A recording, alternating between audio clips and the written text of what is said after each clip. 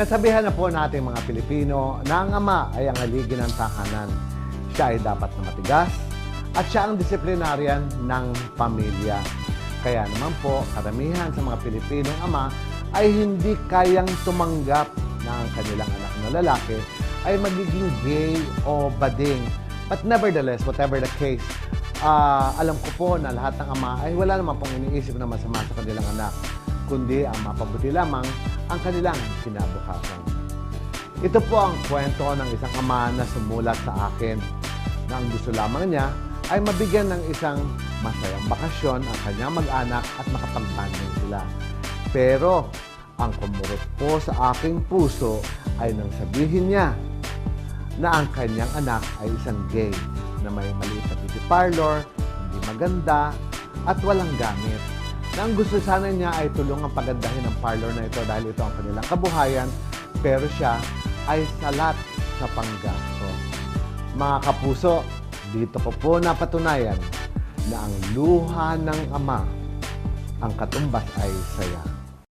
Naging mahirap para kay Tatay Edelberto ang buhayin ng kanyang 8 anak noong pumanaw ang kanyang asawang si Anisha. Dati siya nagmamaneho ng pampasaherong jeep at minsan din naging mangingisda sa kanilang baryo. Nakasalukuyan ang ginagawa ko, namimili lang ako ng mga jack na mga motor na sira, siya kong ginagawa. Siya kong kinukumpuni para kung pinagkakalibangan at sa dito sa bahay. Pero patuloy pa rin ang buhay para kay Tatay Edelberto. Sa tulong ng anak niyang ng ibang bansa na si Edelisa, natustusan ang pang-araw-araw na kailangan at pagkain nila. Ngunit ayon dito, hindi pa rin ito sapat, lalo na ngayong regular ang pagpapacheck up niya sa doktor. Ngayon nabubuhay na lamang si Tatay Edelberto sa tulong ng kanyang pangatlong anak na si Louie. Siya nga mismo ang tumatayong kaagapay ng kanyang ama sa tuwing wala silang makain. Bilang padre de pamilya, nais niyang masuklian ang kabaitan ng anak. Kaya isang simpleng sulat ang kanyang pinaabot sa aming programa. Simple lang naman ang aking kahilingan para sa aking anak na si Louie, kung hindi magkaroon siya na mabago ang kanyang parlor na luma na para maging maayos ang kanyang paghahanap buhay sa araw-araw.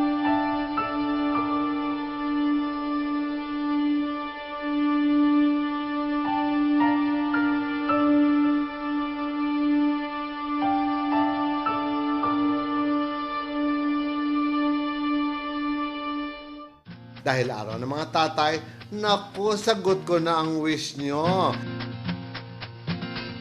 Pero bago ang lahat, mag-relax at mag-unwind muna kayo sa aking paraiso, ang Golden Sunset. Kinutsaba namin si Tatay Edelberto na wag muna ipaalam kay Louie ang sorpresa namin para sa kanyang anak. Walang kamalay-malay si Louie na naghahanda ng aming grupo na lumuwas papunta sa parlor niya sa Laguna.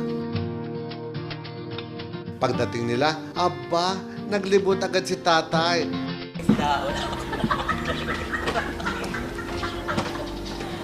Magagandang atin ang nagagalan lahat hindi pa nila nato.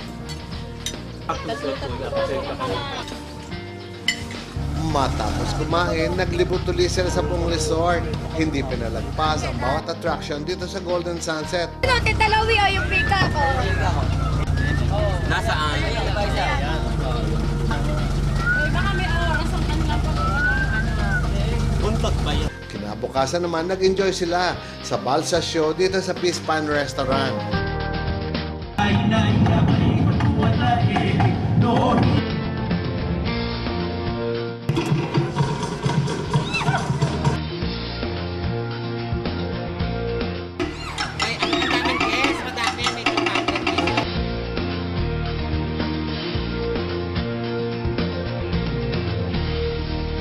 Kain muna kayo dito sa Kusina de Oro dahil mamaya siguradong mapapagod kayo sa activity.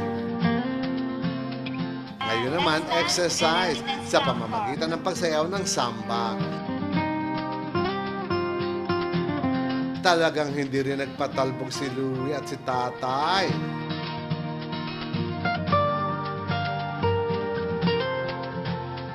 Talagang ikinaligaya ko naman talaga po dahil sabi niyo kasama ang tatay ko, ang pamilya ko kasama, kaya pumayag po talaga ako at sobra ako, hindi ko inakala na napakasarap na mangyayaring karanasan para sa tatay ko.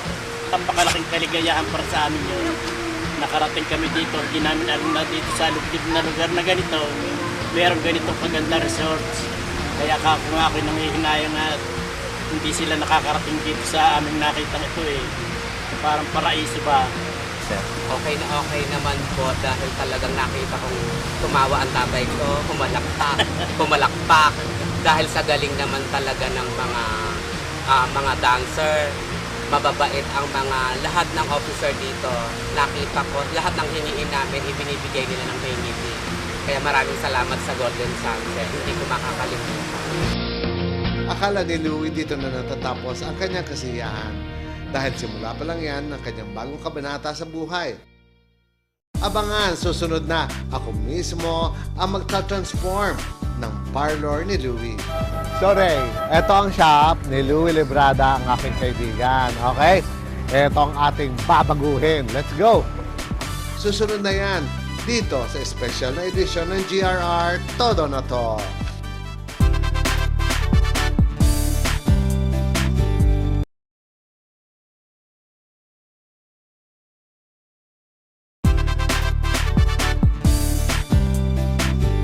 Kasi sirang-sira na ang mga dinding, kupas na ang mga kulay, tsaka mga ano na ang kaysamin ng kanyang parlor. Yun lang naman ang gusto ko mabago, pati mga upuan. Dahil sinasira na rin ang mga upuan niya eh. Tanging hiling at dasal ni Tatay Edelberto ay sana ay umayos at gumanda ang parlor ng kanyang anak. Bawat segundo ay nangangarap siya na isang araw ay matutupad din ang inaasam-asam niya na sana ay gumanda at umayos ang parlor ng anak.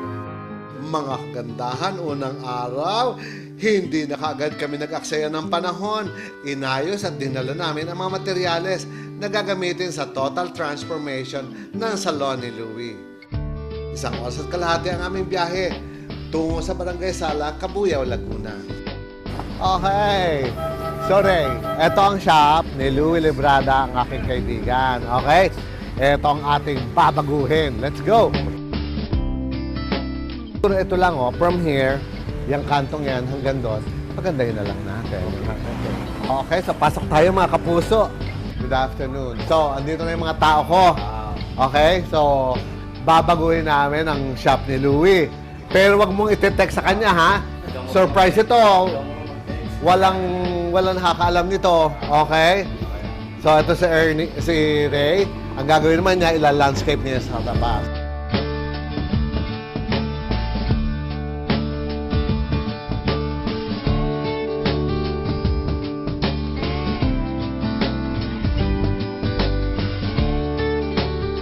Mga kagandahan, ito po ang shop ni Louie. Nakita niyo naman ang itsura. Ngayon, naku, magme-makeover na kami ng shop niya nang hindi niya nalalaman. Antayin natin at tingnan natin ang kanyang reaksyon. But for the meantime, bantayan niyo po kami kung paano namin ito pagagandahin. Ito po si Kaloy, ito si Tabak, si Foreman, siyempre si Jojo at si Eddie Boy. Kasama ko para pagandahin ito. O boys, ano pa rin gagawin natin? Pisa na! Go! Go, go, go! Linya na gano'n na green lahat doon, tapos pag ganyan, paikot, parang green. Habang nag-aayos kami, walang kamalay-malay si Louie sa aming mga plano. Pinagtatanggal ko nga lahat ng mga bagay na hindi na magagamit sa loob ng parlor. My God! Ang daming kalat, samot-sari, patong-patong dito, kaliwat kanan. Wala nang upuan ng mga customer. So, pagpasok dito, meron tayong counter. May counter. Okay? Tapos yung counter na yan, lagyan natin division mga dalawang PVC. Okay? At maging ang labas, naku, aayusin ko rin yan. Eto lahat, pinturahan mo ng isang kulay lang na beige. Okay? Pagka pintura mo ng beige, yung buong yon, yung taas na yon, at saka dito, patulis na ganun, gawin mong ibang kulay. Binago at nilandscape ko ang kanyang garden. Mga kagandahan, Diyos ko naman, tingnan nyo naman ang garden ni Louie. Pero huwag kayong mag-alala, kasama yan sa regalo natin sa kanya. Eto na ang magic ni Mother!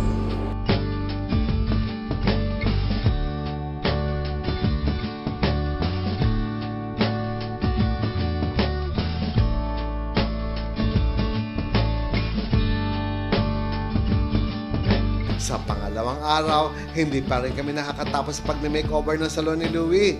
Sinukatan para sa bagong salamin, nilagyan ng makulay na pintura, bagong karatula, at magagandang hairstyle na nakapaskel sa dingding. Ay nako, mga kagandahan, finishing touches na tayo. Ang tanong ko, gusto niyo bang makita ang magandang makeover sa loob? Pasok na po kayo! Mga kagandahan, tignan nyo naman ang loob ng parlor. Bonggang-bongga. Miski sino pwedeng umupo, mag-relax at siguradong wala namang agil, wala namang kung anong kutsi-kutsi. Parlor talaga. Relax ka lang dyan, Louie, sa Kalatagan dahil sigurado magugulat ka sa bagong mong salon. Mga kapuso, handang-handa na ang sorpresa natin. Kita nyo naman, pati signboard, bagong-bago. At ang ating garden na mag-ubat kanina, gusto kong silipin nyo, tsyuk, na magic na siya.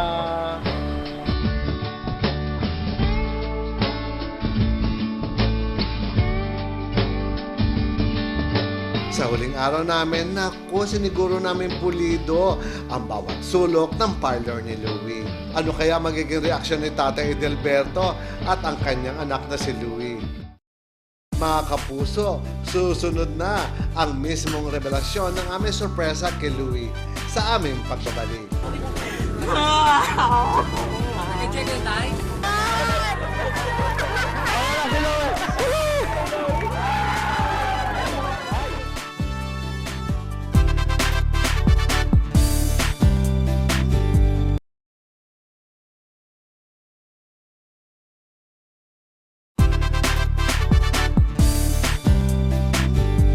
Sana ngayong Father's Day, matupad ang aking simpleng kahilingan para sa aking anak na si Louie na mabago ang kanyang parlor. Ito ang laman ng simpleng sulat na ipinadala sa amin ni Tatay Edelberto. Matapos ang ilang araw ng aming pag-aayos, ito na ang araw na aking pinakahihintay. Ang makita, ang kasiyahan ni Tatay Edelberto. Ayan na, pauwi na sila galing sa Engrandeng bakasyon. Habang nasa biyahe, aba, naghahanda naman si Chikadora para sa mga kakainin ng mga bisita. Wala pa rin kamalay-malay si Louie sa naghihintay na sorpresa sa kanya.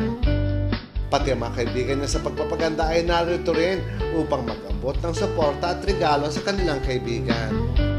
Pagdating sa mga itong bagay, si Mother dating pagdating sa ganon, yung ikabubuhay mo, ikauunlad mo, nandyan ang suporta niya. Tamo naman malaki ng pinagbago ng shop mo. Parang Ricky Reyes na rin ang ano niya, ang salon.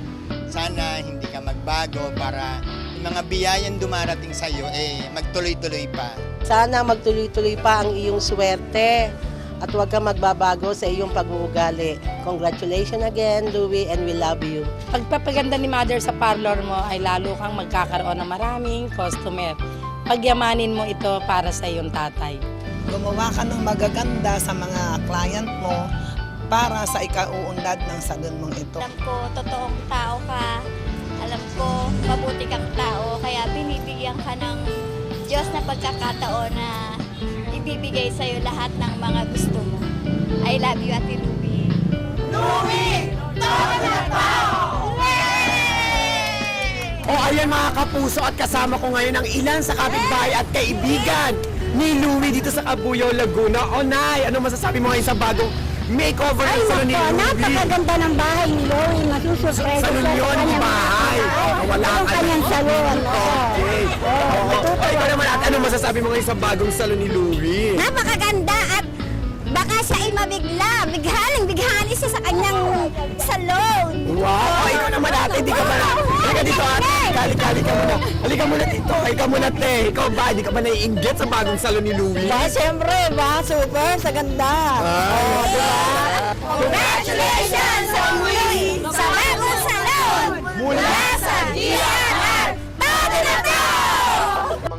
kapuso, mukhang nandyan na si Louie. Excited na ba kayo sa kanyang reaction? Huwag kayong maglilipat ng channel. Eto na.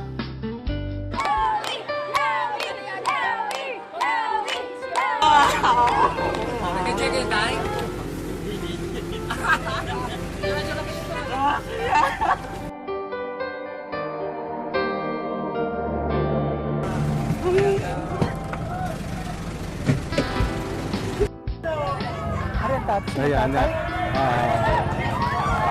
Magandang hapon po. Good afternoon. Ayan na si Louie. Ayun na, ayun.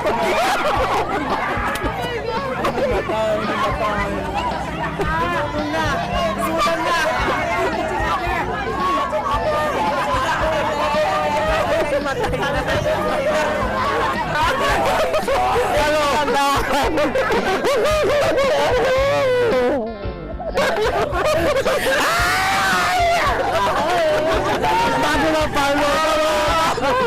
Ano na tayo? Bago na palo. Ano sabi mo siya? Bago na palo.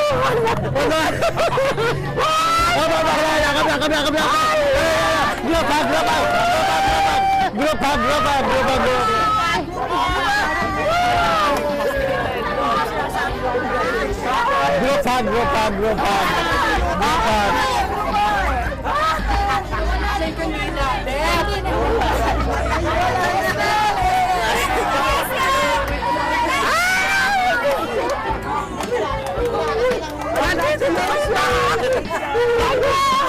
Hindi ako ba? Lamaman, hindi ako alam.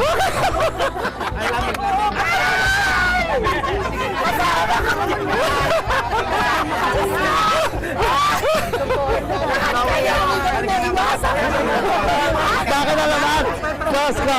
Ribbon cut! Hindi sinabi sa... Siyempre, may ribbon cutting para sa pagbubukas ng bagong salon. Daloy! Tayo ka dyan! At siyempre, ang mga pampaswerteng coins at candies.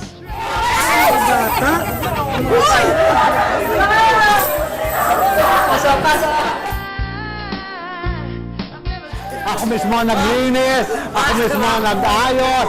Ano pa masasabi mo, Josie? Bagong-bago lahat. Lahat. Pati garden mo, inayos ko kanina dahil.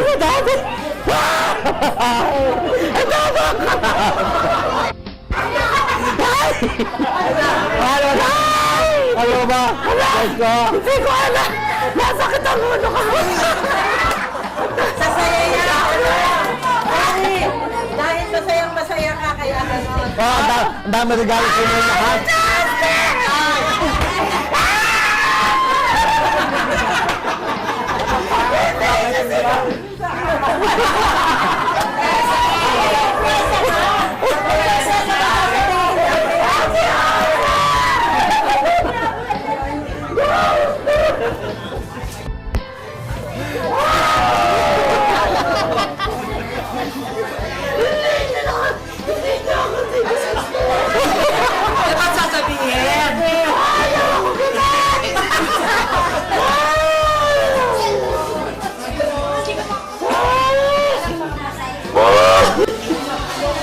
Diba, bongga? Limang hydraulic chair, may shampooan, may foods pa, kompleto na ba yun? Diba? Nahilig ka sa shampoo pa. Ngayon, mother shampoo na binuunan niya. Bigla ko ako, hindi ko alam. Bigla. Dahil Father's Day, tatay mo mismo ang humiling na pagandahin ko ang shop mo. Okay? Alam niyo tayo, Tay? Hindi ko alam. Hindi niya alam na ganyan kaganda mangyayari, diba? Diyos ko. O, hala, mag-thank you ka naman sa tatay mo. Tay, salamat. Siyempre, sige.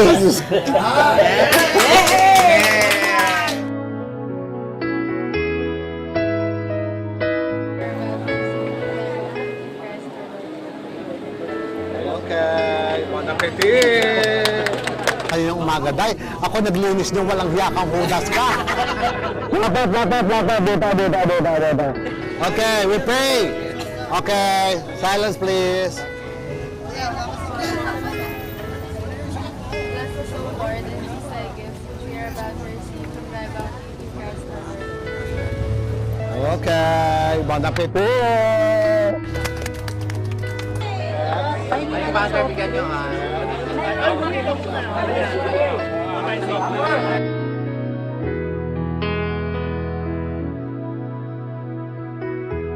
Nagdadasal ko kay Lord na talagang sana ay matupad ang pangarap ng aking pangarap sa aking anak na magkaroon siya ng sariling parlor. Salamat naman at ang katugunan pala si Mother Ricky Reyes lamang. Pero na yun, ako lubos na nagpapasalamat. Maraming salamat kay Mother Ricky. Sana naman tuloy-tuloy na itong magandang swerte itong dumating sa aming buhay. Ito ang dating salon ni Louie. Ngayon, bonggang-bongga na.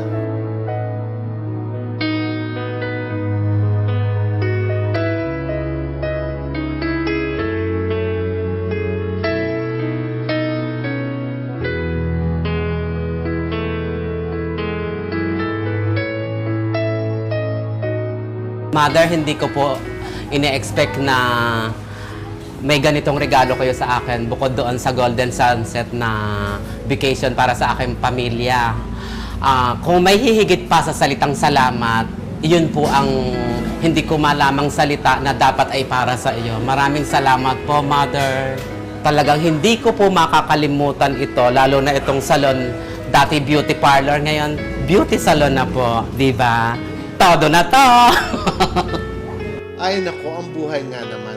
Totoong nakakataba ng puso ang makitang maligaya si Tatay Delberto para sa kaligayahan ng kanyang anak. At ngayong Father's Day, natutuwa ako na may napasaya akong isang ama na lubusang nagmamahal sa kanyang anak.